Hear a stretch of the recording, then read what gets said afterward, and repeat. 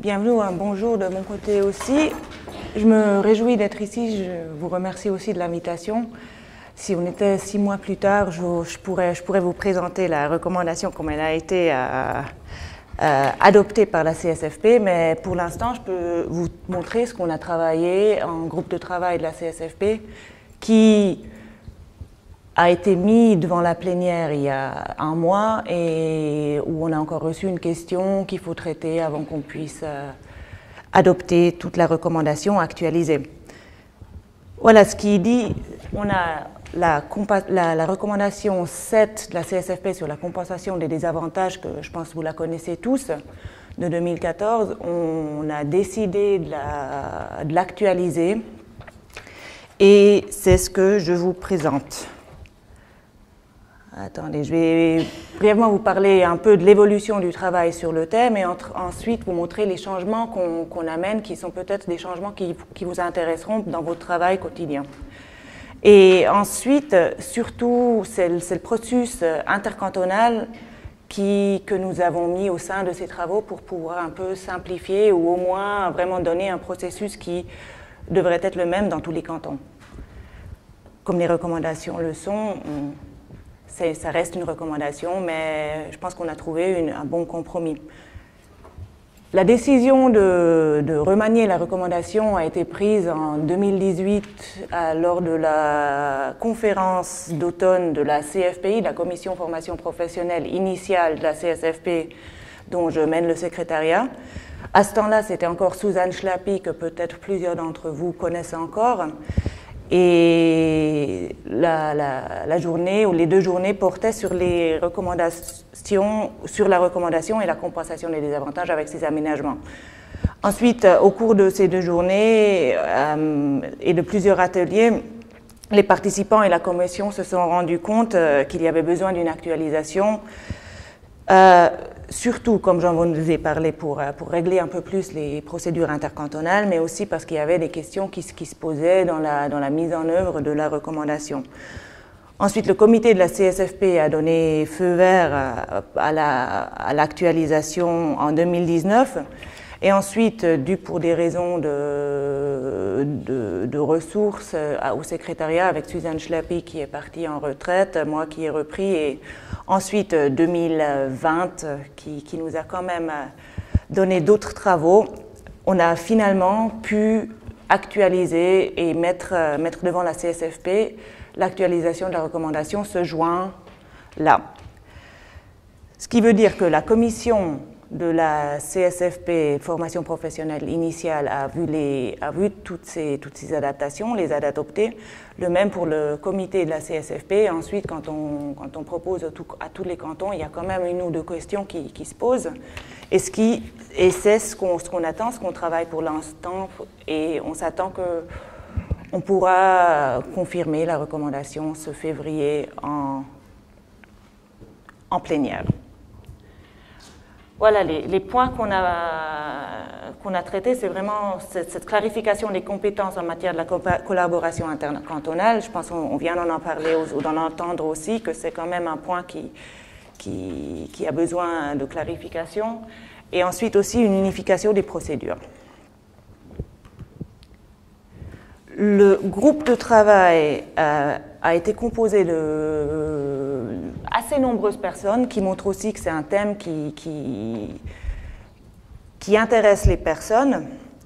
Nous avons pu réunir des représentants de la commission de la formation professionnelle initiale et de la commission procédure de qualification, ce qui veut qu'on ait 2 groupes qui ont quand même une vue d'ensemble. Ensuite, on a eu des représentants de différents cantons, de différentes tailles, et aussi 3 représentants de la Suisse latine, et une représentante de la table ronde des écoles professionnelles. Le travail a été dirigé par Roger Augsburger, qui était déjà fortement impliqué dans l'élaboration de la première recommandation. Je vous ai alors un peu parlé de la manière dont laquelle on a travaillé, et maintenant je vais vous présenter quelques-uns des travaux qu'on a effectués sur le document. D'abord, nous avons adapté l'un ou l'autre passage pour qu'il soit plus clair, pour qu'il y ait moins de malentendus. Une des précisions était surtout aussi fait en vue de l'employabilité qui est quand même liée à recevoir un CFC et dont on a parlé juste avant, qu'il y a quand même une possibilité de friction entre la compensation des désavantages. Nous avons alors renforcé la notion que les aménagements qui sortaient d'une compensation des désavantages ne touchaient pas au contenu de la formation, mais qu'il s'agissait d'aménagements techniques ou formels. Pour cela, nous avons défini ce qu'on comprenait sous les compétences clés, ce qui veut dire les contenus de la formation qui devaient pas être touchés par une compensation des désavantages. Ensuite, pour les moyens auxiliaires, là aussi, on a identifié ou un peu réduit les mesures qui sont dans la recommandation en identifiant des mesures qui étaient les plus courantes. Ce qui ne veut pas dire que d'autres mesures ne sont pas possibles. Pour cela, on vient d'en parler, le livre vert de la CSFO sur la compensation des désavantages les liste encore toujours toutes. Mais c'était aussi pour un peu montrer ce qu'étaient plus ou moins les compensations ou les aménagements rendus le plus souvent. Ensuite, le processus intercantonal. C'était un peu la pièce de résistance et aussi l'innovation de cette modification qu'on a essayé de vraiment trouver un processus qui correspondait un peu au travail dans tous les cantons. Et comme tous les cantons travaillent un peu différemment sur la manière à donner des compensations ou à octroyer les compensations et les mesures, ce qu'on avait en vue, ou ce qui était le but, c'était de formuler un processus qui garantit l'égalité de traitement dans tous les lieux de formation et d'examen pour les apprentis avec des aménagements. Ce qui veut dire qu'on a pris la vue de l'apprenti dans une, disons, communauté ou dans une école et pas vraiment la vue du canton qui envoyait l'apprenti dans un autre canton, mais que vraiment l'égalité soit garantie sur lieu. Et dans les prochaines slides, je vais un peu vous montrer de ce qu'on a proposé à l'Assemblée plénière. Voilà, pour les premiers deux points, c'est aussi quelque chose qui vient de ressortir un peu de la présentation d'avant, c'est ce besoin d'information qui est assez nécessaire. Nous en parlerons aussi à nos commissions qui sont plutôt dans la transition ou notre conférence pour l'OPUC, l'orientation professionnelle. Voilà, je pense que vous connaissez tous ce qu'est la Abkürzung. Voilà, c'est ces deux points-là où on veut vraiment un peu renforcer la notion qu'il faut informer. Il faut informer quand l'apprenti est en train de chercher une place d'apprentissage, mais aussi que dans les écoles, dans les CIE, il y a ce besoin, surtout au début, d'informer que cette possibilité existe. Ensuite, ça concerne surtout les points 3 à 5. C'est le canton qui approuve le contrat d'apprentissage, qui envoie alors l'élève, qui traite la demande de l'apprenti et qui décide si la personne a droit à une compensation des avantages. Mais le canton même ne définit pas encore les mesures. Il octroie une compensation des désavantages sur principe.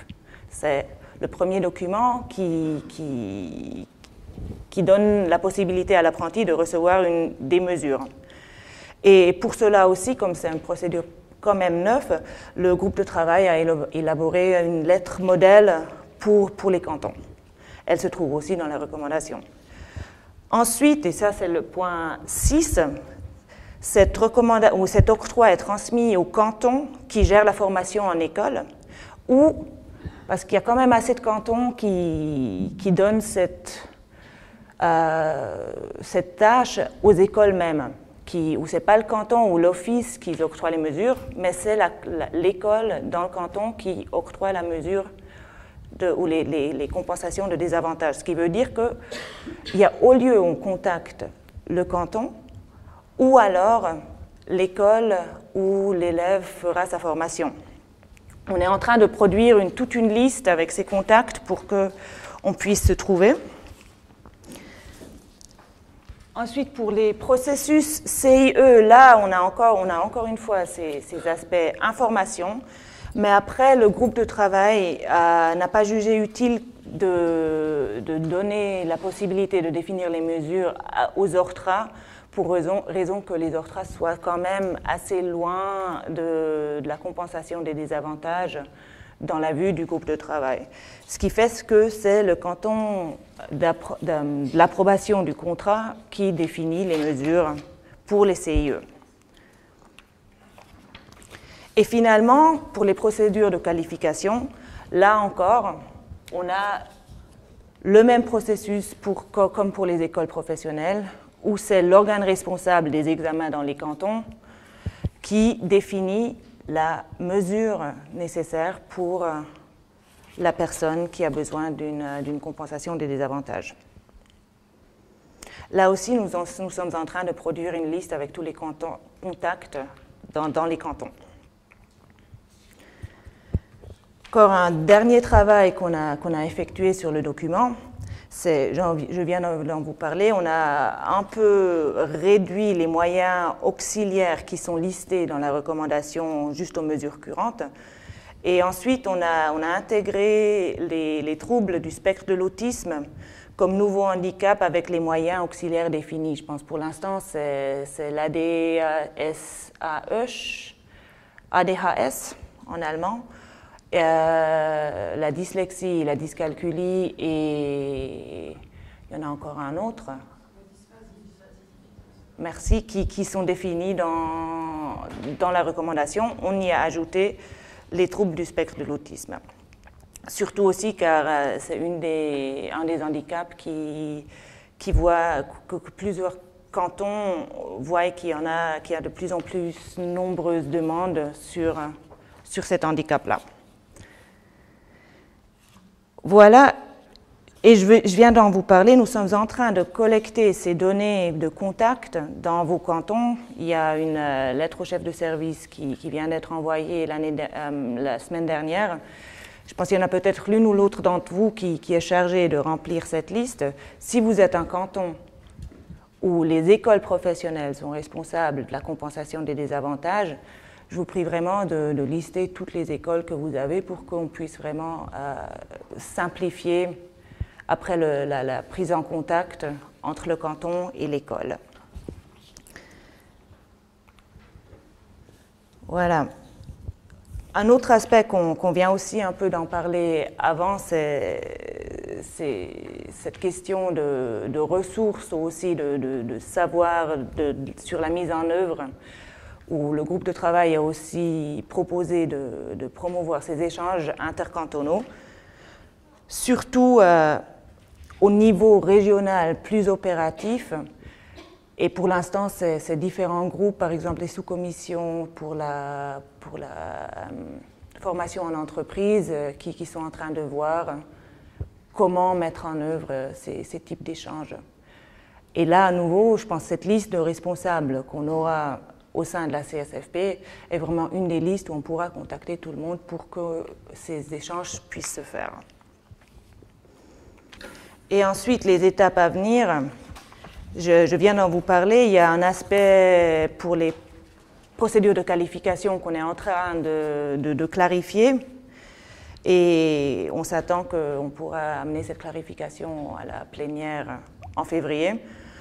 Ensuite, il y aura plusieurs présentations aussi à la conférence ou à la séance d'automne de la CFPI à Genève ce novembre et la présentation de ces recommandations aux commissions transition et à la conférence au PUC pour qu'on puisse vraiment aussi gérer cet aspect d'information et que tout le monde soit informé à quand et comment informer les apprentis.